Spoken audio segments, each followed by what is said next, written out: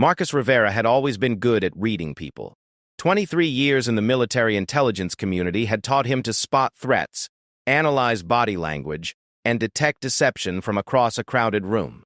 But as he sat in the corner booth of Danny's Diner on a rainy Tuesday evening in Washington, D.C., watching the woman at the counter order her third cup of coffee, he found himself completely stumped.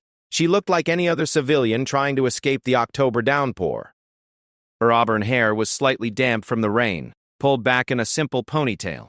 She wore dark jeans, worn sneakers, and a navy blue sweater that had seen better days. Nothing about her screamed military or intelligence. No tactical watch, no perfect posture, no suspicious bulges that might indicate concealed weapons. She looked tired, maybe a little stressed, but nothing more than what you'd expect from someone dealing with DC traffic in a storm. Marcus had noticed her because she'd been sitting alone for over an hour, nursing her coffee and occasionally glancing at her phone with the kind of nervous energy that usually meant someone was waiting for bad news. In his line of work, nervous people in public places warranted attention. Even if he was technically off duty, he was supposed to be relaxing. His handler, Director Sarah Chen, had practically ordered him to take a few days off after his last assignment. 3 months undercover in Eastern Europe, tracking down a weapons smuggling ring, had left him mentally exhausted. Chen had been right when she'd told him he needed to decompress before his next mission briefing on Thursday. But old habits died hard, and Marcus found himself studying the woman despite his best efforts to just enjoy his burger and fries in peace. She was probably in her late 20s or early 30s, with sharp green eyes that seemed to take in everything around her while appearing completely casual about it. When the elderly gentleman at the next table had accidentally knocked over his water glass, she'd been the first to offer napkins, moving with a fluid grace that suggested some kind of physical training. "More coffee, hun?" The waitress, a middle-aged woman named Betty, who'd been working at Danny's for longer than Marcus had been coming there, appeared beside his table with a steaming pot. "Sure. Thanks, Betty." Marcus pushed his cup forward, still keeping one eye on the mystery woman. "Busy night for a Tuesday." Betty followed his gaze and chuckled. "Oh, you mean Sarah. She comes in here sometimes when she's working late. Real nice girl, but always looks like she's carrying the weight of the world on her shoulders." Marcus's interest sharpened. Sarah.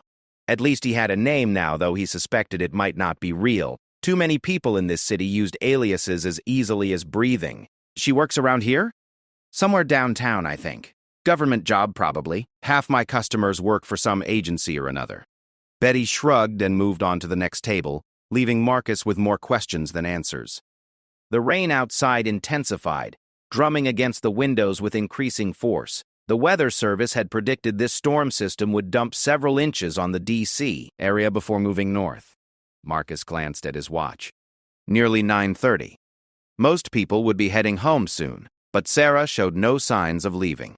She'd answered 2 phone calls in the past hour, both brief conversations conducted in low tones that he couldn't quite catch from across the diner. As if sensing his attention, Sarah looked up from her phone, and their eyes met for a brief moment. Marcus felt a jolt of recognition that made no logical sense. He was certain he'd never seen her before, but something about her gaze seemed familiar, professional, assessing. The look lasted only a second before she returned to her phone, but it was enough to confirm his growing suspicion that there was more to this woman than met the eye. Marcus made a decision that would later prove to be either brilliant or incredibly stupid. He stood up, left money on his table for his meal and a generous tip for Betty, and walked over to Sarah's counter seat. "Excuse me," he said, settling onto the stool beside her. "I hope you don't mind the company, but sitting alone in a storm like this seems like a waste of good conversation." Sarah looked up from her phone, and Marcus caught a flash of wariness in her green eyes before she smiled politely. "I don't mind, though I should warn you that I'm not particularly good company tonight. Work stress? You know how it is." Her voice was pleasant, with just a hint of an accent that Marcus couldn't quite place. Not foreign, exactly, but not local either. Maybe she'd moved around a lot as a kid. Military brat, perhaps.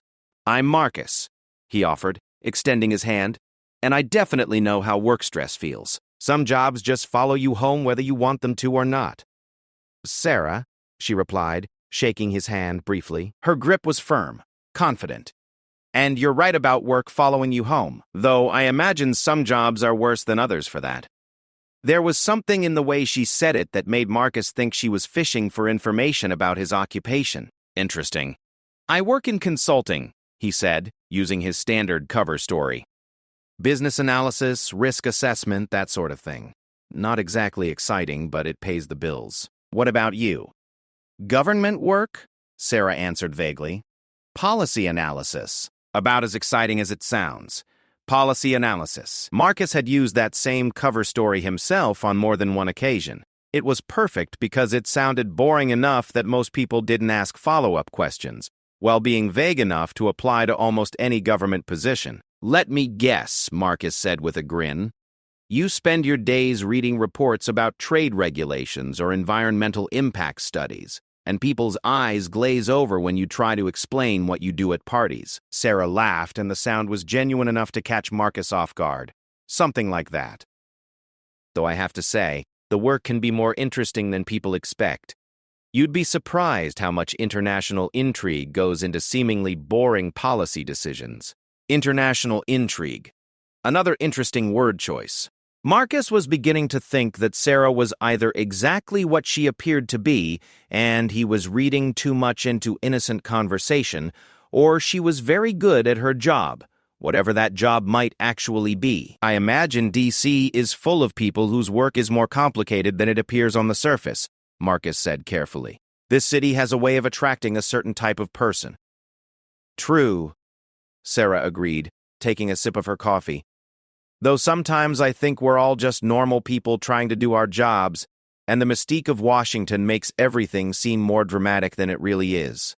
Before Marcus could respond, Sarah's phone buzzed with an incoming text. She glanced at the screen, and Marcus caught a subtle change in her expression. Nothing dramatic, but the relaxed set of her shoulders tightened slightly, and her eyes sharpened with focus. Everything okay? Marcus asked. Work emergency, Sarah said, already reaching for her purse. I'm sorry to cut this short, but I need to go handle something. She left a $20 bill on the counter, more than enough to cover her coffee tab and tip. As she stood to leave, Marcus noticed that her movements had changed. The casual, tired civilian was gone, replaced by someone moving with purpose and efficiency. Maybe we could continue this conversation another time, Marcus said, standing as well. I come here pretty regularly. Sarah paused, studying his face with those sharp green eyes. For a moment, Marcus had the distinct impression that she was making some kind of decision about him. Maybe, she said finally. Though with my schedule, you never know when I'll have a free evening.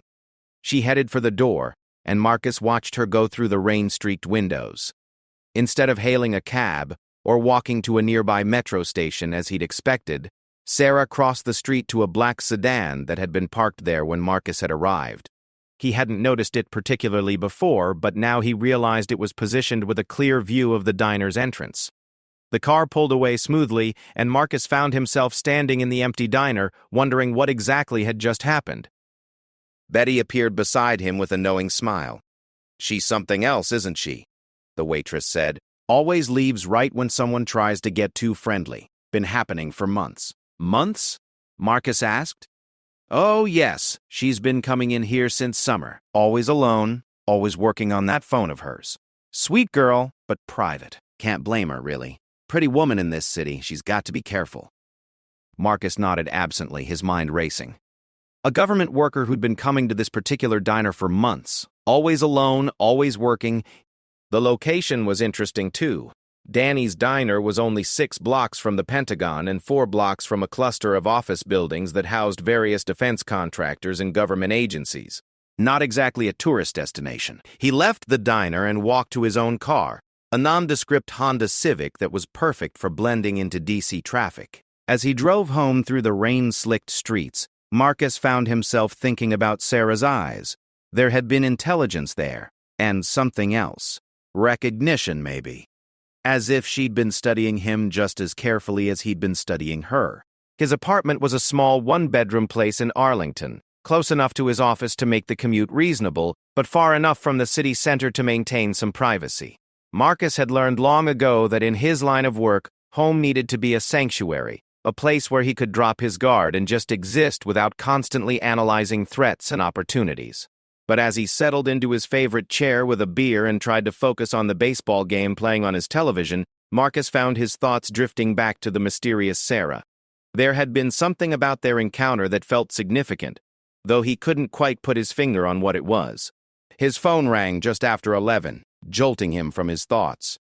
The caller ID showed Director Chen's number, which was unusual for this time of night unless something important had come up. "Rivera," he answered. "Marcus, I need you to come in early tomorrow." Chen's voice was brisk. "All business." "Something's developed with the Kozlov situation." Viktor Kozlov was a Russian arms dealer Marcus had been tracking for the better part of a year. The man had a talent for staying one step ahead of international law enforcement, and Marcus's last mission in Eastern Europe had been specifically focused on gathering intelligence about Kozlov's operations. "What kind of development?" Marcus asked, already mentally shifting into work mode. "The kind we don't discuss over unsecured lines," Chen replied. "Be in my office at 7 tomorrow morning." "And Marcus? This one's going to require your full attention. No more time off until we resolve this."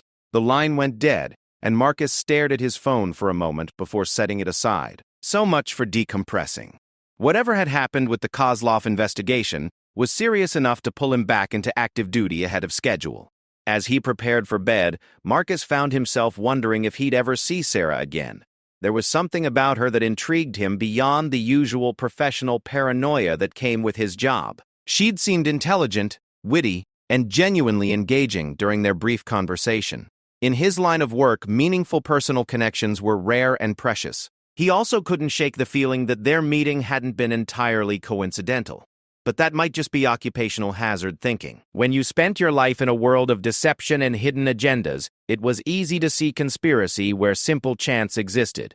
Marcus set his alarm for 5:30 and tried to push thoughts of green eyes and mysterious government work from his mind. Tomorrow would bring new challenges, and he needed to be sharp. Viktor Kozlov wasn't the kind of adversary you could afford to underestimate. But as he drifted off to sleep, Marcus's last conscious thought was wondering what kind of work emergency could pull someone away from a warm, dry diner into a stormy D.C. night, and why Sarah's goodbye had sounded less like "see you later" and more like "goodbye forever." Little did Marcus know that his instincts were correct on all counts, and that his life was about to become far more complicated than he could possibly imagine. The woman he'd known as Sarah was indeed more than she appeared, and their paths were destined to cross again much sooner than either of them expected. The storm outside continued to rage, washing the city clean, and setting the stage for revelations that would change everything Marcus thought he knew about his world, his work, and the mysterious woman who had captured his attention with nothing more than a cup of coffee and a carefully constructed cover story. Marcus arrived at the Langley headquarters building at 6:45 the next morning, his mind still sharp despite only getting 5 hours of sleep. The storm from the previous night had passed, leaving behind crisp October air and clear skies that seemed to promise a fresh start. He badged through security and made his way to Director Chen's office on the 7th floor, noting the unusual amount of activity for such an early hour. Chen's assistant, a sharp-eyed woman named Patricia who'd been with the agency longer than Marcus had been alive, looked up as he approached her desk. "She's waiting for you," Patricia said without preamble. "And she's had 3 cups of coffee already, so whatever's going on is serious." Marcus knocked once and entered Chen's office to find his handler standing at her window, staring out at the Virginia countryside. Sarah Chen was in her early 50s, a career intelligence officer who'd worked her way up through the ranks by being smarter, tougher, and more dedicated than anyone else in the room. She'd been Marcus's handler for 6 years, and he'd learned to read her moods with the precision of a weather forecaster. This morning, she radiated tension. "Sit down, Marcus," Chen said without turning around. "We have a problem." Marcus settled into one of the leather chairs facing Chen's desk. "How bad a problem are we talking about?" Chen finally turned, and Marcus could see the stress lines around her eyes that hadn't been there when he'd left for his forced vacation 4 days earlier. "Viktor Kozlov surfaced in Prague yesterday evening. Our assets in the Czech Republic managed to get photos, but by the time local authorities moved in, he was gone again." "Prague?" Marcus repeated thoughtfully. "That's bold, even for him. Czech intelligence has been hunting him for 2 years. It gets worse," Chen continued, moving to her desk and pulling up a file on her computer. Intelligence suggests he's not just passing through Prague. We believe he's setting up a major arms deal there. Something big enough to destabilize half of Eastern Europe if it goes through. Marcus leaned forward. What kind of weapons are we talking about? The kind that could level city blocks? Chen replied grimly. Satellite imagery shows unusual activity at a warehouse facility outside Prague. Heat signatures consistent with heavy machinery being moved, and electromagnetic readings that suggest sophisticated electronics. Our best guess is that Kozlov has gotten his hands on some serious military hardware.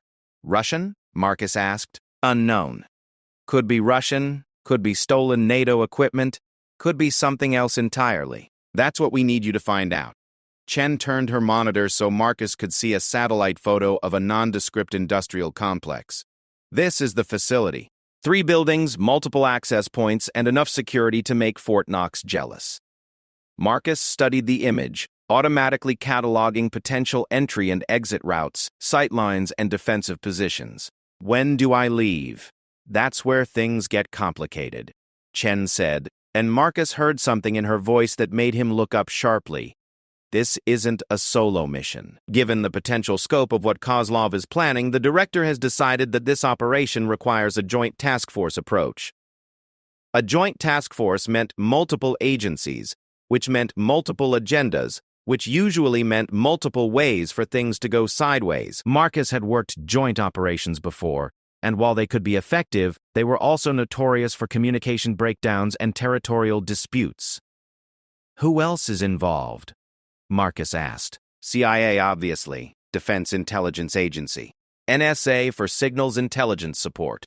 And Chen paused, and Marcus got the distinct impression that she was about to deliver news he wouldn't like. A special consultant from a classified program I can't tell you about. A special consultant, Marcus repeated flatly. Someone I'll be working with directly? More than that, Chen said. Someone you'll be taking orders from. The consultant has operational command of this mission. Marcus felt his jaw tighten. In his 23 years with the agency, he'd built a reputation as someone who could work with anyone, but he'd also earned the right to lead his own operations. Taking orders from some unknown consultant felt like a demotion. I know what you're thinking, Chen continued, but this consultant knows more about Kozlov's organization than anyone else in the intelligence community. The director considers their expertise essential to the mission's success. When do I meet this consultant? Marcus asked. Chen glanced at her watch. In about 10 minutes. They're on their way up. As if summoned by her words, Patricia's voice came through the intercom. Director Chen, your 9 o'clock is here. Send them in, Chen replied. The door opened, and Marcus felt the world tilt sideways. Sarah from the diner walked into the office, but she was no longer the tired-looking woman in jeans and a sweater. She wore a crisp black suit, her auburn hair was pulled back in a professional bun, and she carried herself with the unmistakable confidence of someone accustomed to command. But it was her eyes that confirmed what Marcus's brain was struggling to process. Those same sharp green eyes that had studied him across Danny's diner were now studying him with cool professional assessment. Marcus Rivera, she said, extending her hand formally. I'm Colonel Alexandra Reeves, Defense Intelligence Agency. It's a pleasure to finally meet you properly. Alexandra Reeves. Not Sarah the policy analyst at all, but a senior DIA officer who had apparently been playing him from the moment they'd met. Marcus stood and shook her hand, his mind racing through the implications. Colonel Reeves has been tracking Viktor Kozlov for 3 years, Chen explained, apparently oblivious to the undercurrents in the room. Her knowledge of his organization and methods makes her the logical choice to lead this operation. I see, Marcus managed, never taking his eyes off Alexandra's face. And how long have you been tracking me, Colonel? Alexandra's expression didn't change, but Marcus caught a flicker of something that might have been respect in her eyes. Long enough to know that your reputation for analytical thinking is well-deserved, Agent Rivera. Chen looked between them, frowning. You two know each other? We've met, Alexandra said smoothly, briefly. Agent Rivera, I understand your surprise at the change in circumstances, but I assure you that our previous encounter was entirely coincidental. Marcus highly doubted that, but this wasn't the time or place to call her on it. Of course, he said, Just a surprising coincidence. Now that we've established that you're both professionals who can work together, Chen interjected, let's focus on the mission. Colonel Reeves, would you brief Agent Rivera on the timeline?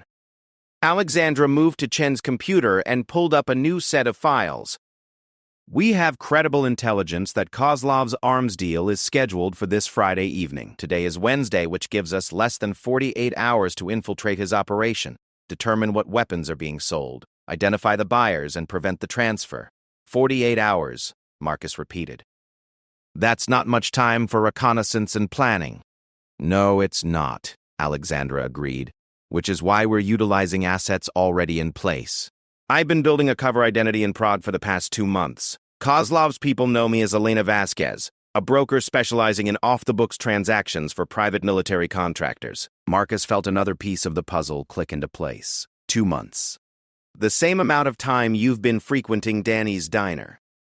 Alexandra met his gaze steadily. That's correct. I've been maintaining my cover identity while conducting surveillance in the D.C. area. Kozlov has contacts here, and I needed to understand his network before approaching him directly. And our chance encounter last night, Marcus pressed, was exactly that, Alexandra replied. A chance encounter that proved useful for establishing rapport before we were formally introduced. Chen looked between them again, clearly sensing undercurrents she didn't understand. Is there something I should know about your previous meeting? Nothing that affects the mission, Alexandra said quickly. Agent Rivera and I had a brief conversation in a public place. I was maintaining cover, and he was conducting what I assume was routine observational security. It was a neat explanation that contained just enough truth to be believable, while omitting the fact that Marcus had been attracted to her cover persona, professional, efficient, and completely deflating to his ego. Good, Chen said. Then let's move forward. Colonel Reeves, what's the operational plan? Alexandra turned back to the computer and brought up a detailed map of Prague. Agent Rivera will be inserted as my new business partner. Viktor Kozlov is suspicious by nature, so introducing a new player requires careful handling. We'll stage a meeting at a restaurant in Wenceslas Square tomorrow evening. I'll present Agent Rivera as an American contact with access to buyers in the Middle East. And you think Kozlov will buy that? Marcus asked. He will if we sell it correctly, Alexandra replied. I've been building trust with his organization for 2 months. Elena Vasquez has a reputation for discretion and profitability. If she vouches for a new partner, Kozlov will be interested enough to take a meeting.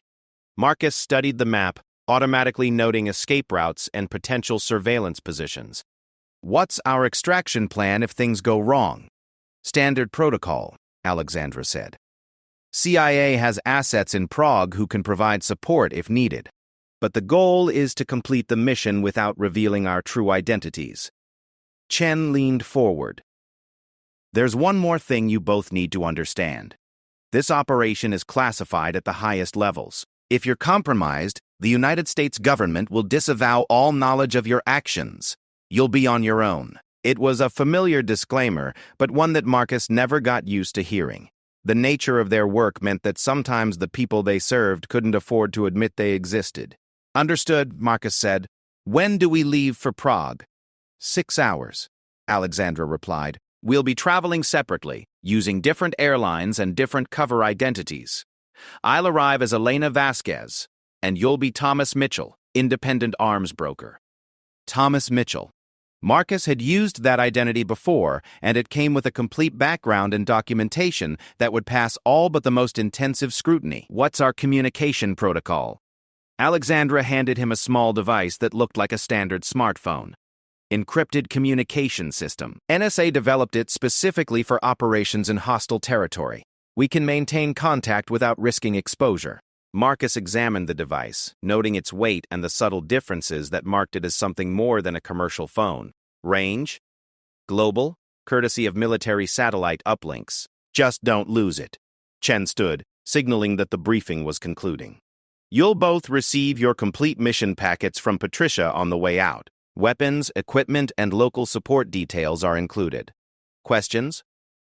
Marcus had about 100 questions, but most of them weren't the kind he could ask in front of Chen. No questions about the mission parameters.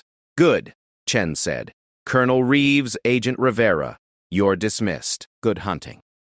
They left Chen's office together, walking in professional silence until they reached the elevator. As the doors closed, Marcus finally spoke. Elena Vasquez? It's a solid cover identity, Alexandra replied. 2 years in development, complete background, financial records that check out. Kozlov's people did their homework before agreeing to work with me. I meant the name choice, Marcus said. Why Elena? Alexandra was quiet for a moment. It was my grandmother's name. She was Spanish, came to America in the 1940s. She always said that the best lies were built on small truths. It was a surprisingly personal answer, and Marcus filed it away along with all the other details he was collecting about the woman who'd been 3 different people in less than 18 hours. The elevator opened on the ground floor, and they walked together toward the security checkpoint. Patricia had their mission packets waiting, thick manila envelopes sealed with tamper-evident tape. Agent Rivera, Alexandra said as they reached the building's exit. I want you to know that what happened last night, the conversation we had, that wasn't part of any operational plan. Marcus stopped walking and turned to face her. What was it then? Alexandra met his eyes, and for a moment, Marcus saw past the professional mask to something that looked almost vulnerable. It was someone who spends too much time alone enjoying a genuine conversation with an interesting person. Before Marcus could respond, she was walking away, her heels clicking efficiently on the marble floor. Marcus watched her go, wondering if he'd just been given another carefully constructed truth or if Alexandra Reeves had just revealed something real about herself. Either way, he was committed now. In 6 hours, he'd be on a plane to Prague, walking into what could be the most dangerous operation of his career while working alongside a woman who'd already proven she was far more complicated than she appeared. Marcus looked down at his mission packet and headed for his car. He had 6 hours to prepare for Thomas Mitchell's journey to Prague, and a lifetime's worth of questions about Colonel Alexandra Reeves that would have to wait until they were both safely back from a mission that could easily kill them both. The morning sun was rising higher in the Virginia sky, promising a beautiful day. Marcus hoped it wasn't the last beautiful day he'd see for a while.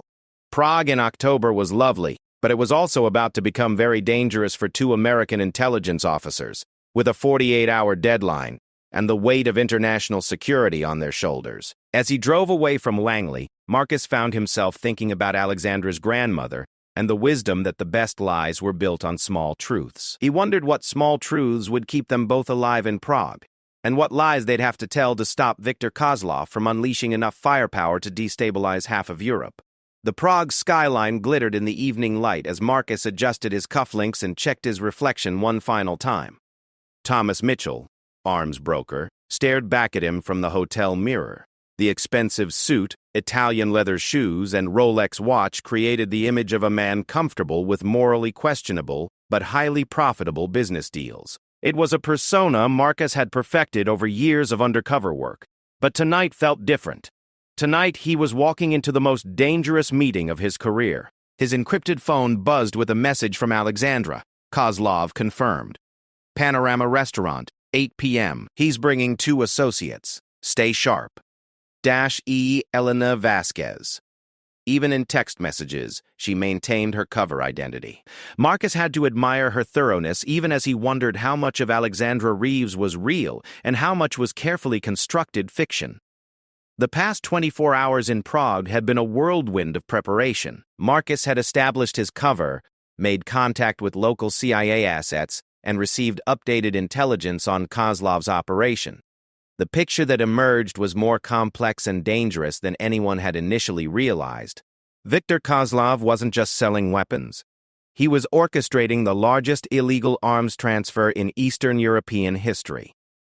Satellite reconnaissance had identified shipping containers at the warehouse facility outside Prague, and thermal imaging suggested the presence of advanced missile systems, possibly Russian-made Iskanders capable of carrying nuclear warheads. Even more disturbing, signals intelligence indicated that Kozlov's buyers weren't the usual collection of warlords and terrorist organizations. The encrypted communications NSA had intercepted suggested state actors were involved, nations with existing nuclear programs who shouldn't have access to advanced delivery systems. Marcus left his hotel and took a circuitous route to Wenceslas Square, following standard tradecraft protocols to ensure he wasn't being followed. Prague's autumn evening was crisp and clear, with tourists and locals crowding the historic square's restaurants and shops. It was the perfect cover for a clandestine meeting. Panorama Restaurant occupied the top floor of a historic building overlooking the square.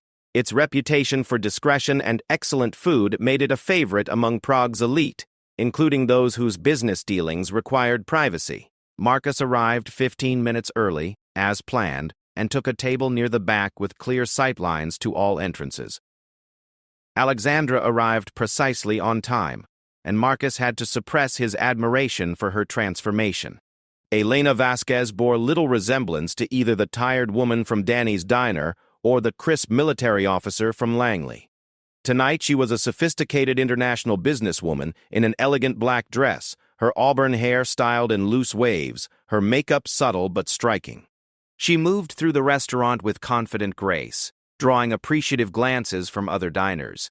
"Thomas," she said warmly as she reached his table, leaning down to air-kiss both his cheeks in the European style. "So wonderful to finally meet in person after all our phone conversations." "Elena," Marcus replied, standing to pull out her chair. "The pleasure is entirely mine. I've been looking forward to this meeting for weeks." They were both playing their roles perfectly. Two international brokers meeting to discuss a potentially lucrative business opportunity. To any observer, they appeared to be exactly what they claimed to be. "Victor should be here shortly," Alexandra murmured as she settled into her chair. "Remember, he's paranoid, but greedy. Let me do most of the talking initially." Marcus nodded and signaled the waiter for wine. They ordered an expensive bottle of Czech wine and made small talk about Prague's beauty and the challenges of international business travel. To anyone listening, they sounded like exactly what they were supposed to be. At 8:15, Viktor Kozlov arrived. Marcus had studied the man's photographs, but seeing him in person was different. Kozlov was smaller than expected, barely 5'7", with thinning gray hair and the soft build of someone who enjoyed good food and wine. But his eyes were sharp and calculating, constantly scanning the restaurant for threats. He moved with the careful precision of someone who'd survived in a dangerous business by never taking unnecessary risks. Two men accompanied him, both tall and broad-shouldered with the unmistakable bearing of former military. Bodyguards, but experienced ones who could handle themselves in a fight. "Elena, my dear," Kozlov said in accented English as he approached their table. "How lovely to see you again." He kissed Alexandra's hand in an old-world gesture that Marcus found both charming and slightly ridiculous. "Victor," she replied with a warm smile, "may I present Thomas Mitchell?" "Thomas, this is Viktor Kozlov, the gentleman I've told you so much about." Marcus stood and shook Kozlov's hand, noting the man's firm grip and the way his eyes assessed every detail of Marcus's appearance. "Mr. Kozlov, Elena speaks very highly of your business acumen. Please, call me Victor," Kozlov replied, gesturing for his bodyguards to take seats at nearby tables. "Elena tells me you have connections in the Middle East that might be beneficial to our mutual interests." They settled into negotiations with the careful dance of professionals feeling each other out. Marcus played his role perfectly, presenting himself as a broker, with access to buyers in Syria, Iraq, and Yemen, countries with ongoing conflicts that created demand for sophisticated weaponry. "The clients I represent are particularly interested in mobile launch systems," Marcus said, cutting into his expertly prepared beef. "Surface-to-surface capabilities with precision guidance systems. They've expressed willingness to pay premium prices for the right equipment." Kozlov's eyes sharpened with interest. "Such systems are available, though they require careful handling and specialized transportation. The clients you mentioned, they have experience with sophisticated equipment?" "Extensive experience," Marcus assured him. "These aren't amateur organizations. They have trained personnel and secure facilities for storage and deployment." Alexandra played her part beautifully, occasionally interjecting with details about Marcus's reputation and past successful transactions. She painted a picture of Thomas Mitchell as someone who could deliver both buyers and discretion. "The question," Kozlov said carefully, "is one of trust. In our business, trust is more valuable than money."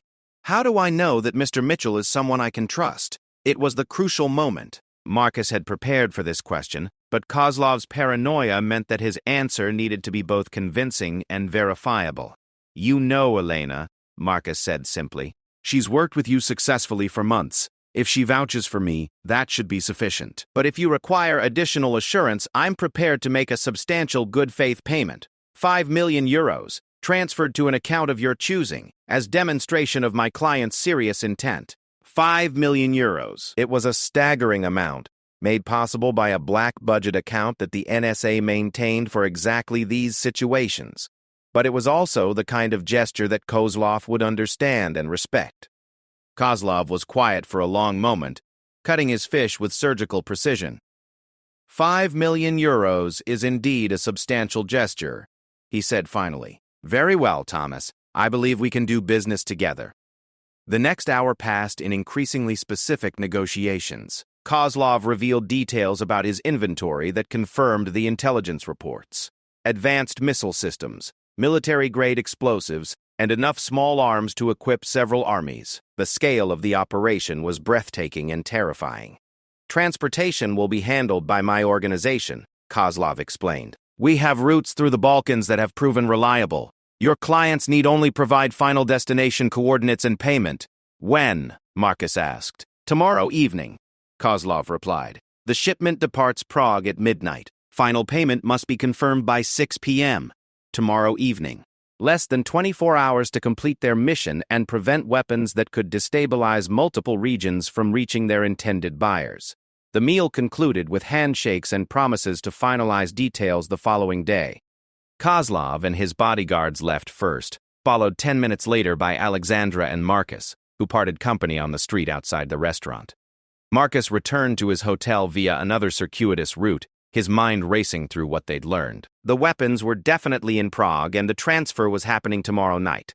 But they still needed to locate the exact departure point and identify the transportation method. His encrypted phone buzzed with a message, Safe House, 1 hour. Important developments, -E. The safe house was a small apartment in a residential district, maintained by CIA assets for exactly these situations. Marcus arrived to find Alexandra already there, changed from her elegant dress into dark tactical clothing. She looked more like Colonel Alexandra Reeves now, focused and professional. Kozlov took the bait, she said without preamble. But we have new intelligence that changes everything. She pulled up satellite imagery on a laptop computer. NSA intercepted communications between Kozlov and his buyers. The weapons aren't leaving Prague by truck or train. They're being loaded onto a cargo ship that will transport them down the Danube River to the Black Sea. Marcus studied the images. That's actually brilliant. River transport avoids most border checkpoints, and a cargo ship can carry enormous quantities. It gets worse, Alexandra continued. The ship isn't going to the Middle East. It's heading for Constanta, Romania, where the weapons will be transferred to multiple smaller vessels. Some are bound for Syria and Yemen, as we expected, but others are going to Libya and Somalia. The buyers include state actors, but also several terrorist organizations. The implications were staggering. Kozlov wasn't just facilitating one large arms deal. He was creating a distribution network that would funnel advanced weapons to multiple conflict zones simultaneously. We need to stop that ship, Marcus said. Agreed. But there's another problem. Alexandra brought up a different set of images. The ship is already loaded. Kozlov moved the weapons from his warehouse facility this afternoon. Our window for intercepting the transfer is closing. Marcus felt the familiar adrenaline surge that came with time-critical operations. What are our options? Limited, Alexandra admitted. The ship is moored at a private dock facility 12 kilometers outside Prague. Heavy security, multiple escape routes, and Kozlov's people will be on high alert. So we go in hard and fast, Marcus said. Not we, Alexandra corrected. Me. I'm going in as Elena Vasquez for one final meeting with Kozlov. You'll provide overwatch and extraction support. Marcus shook his head. That's suicide. Kozlov's paranoid and suspicious. If he has any doubts about you, you'll disappear into the Danube. It's the only way, Alexandra insisted. Elena Vasquez has legitimate business with Kozlov. She can get close enough to gather final intelligence and potentially sabotage the operation from within. And what happens when things go sideways? Marcus demanded. Alexandra was quiet for a moment, and Marcus saw something vulnerable in her expression. Then you complete the mission without me. Like hell, Marcus said flatly. She looked at him with those sharp green eyes that had first caught his attention at Danny's diner. This isn't about personal feelings, Agent Rivera. This is about preventing weapons of mass destruction from reaching terrorist organizations. The mission comes first. Marcus wanted to argue, but he knew she was right. In their line of work, the mission always came first. Personal considerations, even ones involving team members you cared about, had to take second place to national security. Fine, he said. But we do this smart. Full surveillance package, multiple escape routes, and backup plans for every contingency. Alexandra smiled for the first time that evening. I was hoping you'd say that. They spent the next 3 hours planning the operation in meticulous detail. Alexandra would approach the dock facility as Elena Vasquez, supposedly conducting a final inspection of the shipment before payment. Marcus would position himself with long-range surveillance equipment and a sniper rifle, ready to provide support if needed. Local CIA assets would monitor communications and provide backup extraction if everything went to hell. It wasn't a perfect plan, but it was the best they could manage with limited time and resources. As dawn approached over Prague, Marcus found himself thinking about the strange journey that had brought him to this point. 4 days ago, he'd been a burned-out intelligence officer forced to take vacation time. Now he was preparing for an operation that could prevent international catastrophe while working alongside a woman who'd proven to be far more complex and capable than he'd initially imagined. Marcus, Alexandra said quietly as they prepared to leave the safe house. About our conversation at the diner. What about it? Marcus asked. I meant what I said yesterday. That wasn't part of any operational plan. I was just being myself for a few minutes. Marcus nodded. I know. And for what it's worth, I enjoyed meeting yourself, even if I didn't know who that was at the time. Alexandra smiled, but it was tinged with sadness. After tomorrow, you might not get the chance to meet her again. Elena Vasquez will disappear, and Colonel Reeves will return to her classified program. The woman from Danny's diner might not exist anymore. Maybe, Marcus said. But I have a feeling she's stronger than you think. She might surprise you. They left the safe house as the sun was rising over Prague, each heading in different directions to prepare for an operation that would either save countless lives or result in their own deaths. Marcus found himself hoping that both of them would survive to continue a conversation that had started with coffee and rain and somehow led to weapons smugglers and international intrigue. The badge that would open the war room was hidden beneath Elena Vasquez's elegant facade. But Marcus knew that Alexandra Reeves was the most dangerous person in Prague that morning. And for the first time in his career, he was betting everything on a woman whose real name he'd learned less than 2 days ago. The next 12 hours would determine whether Viktor Kozlov's weapons reached their intended buyers, and whether 2 American intelligence officers would live to see another sunrise. But as Marcus prepared his equipment and reviewed the mission plan one final time, he was surprised to realize that he'd never felt more confident in a partner. Alexandra Reeves might be full of secrets, but she was also the most capable operative he'd ever worked with. If anyone could infiltrate Kozlov's operation and prevent international disaster, it was the woman who could seamlessly transition from tired civilian to military colonel to sophisticated arms broker. Prague's morning light painted the city in golden hues, beautiful and peaceful.